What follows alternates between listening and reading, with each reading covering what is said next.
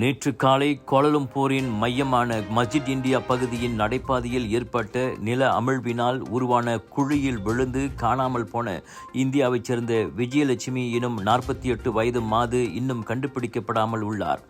அவர் நிலத்துக்கடியில் உள்ள கழிவுநீர் குழாயில் சிக்கி அழுத்தம் கொண்ட நீரில் வேறு பகுதிக்கு அடித்துச் செல்லப்பட்டிருக்கலாம் எனும் சந்தேகத்தில் மீட்பு படை அவர் விழுந்த இடத்திலிருந்து 7 கிலோமீட்டர் தூரம் கொண்ட அக்குழாயின் அனைத்து மேன்ஹோல் மூடிகளையும் திறந்து தேட முடிவெடுத்தது. அந்த குழாய்கள் வந்து சேரும் இடம்தான் இந்த பந்தாய் டலாம் இண்டா வாட்டர் கழிவு நீர் சுத்திகரிப்பு மையம்.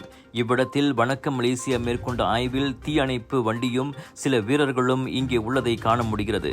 ஆனால் காணாமல் போனவரின் நிலை இன்னும் தெரியவில்லை. வேறு நடவடிக்கைகள் ஏதும் இங்கு நடக்கின்றனவா எனும் தகவல் நமக்கு இன்னும் கிடைக்கவில்லை. விஜயலட்சுமி காணாமல் போய் 27 மணி நேரம் கடந்துவிட்ட நிலையில் அவர் விரைவில் பாதுகாப்பாக மீட்கப்பட வேண்டும் என பலரும் எதிர்பார்த்து காத்திருக்கின்றனர்.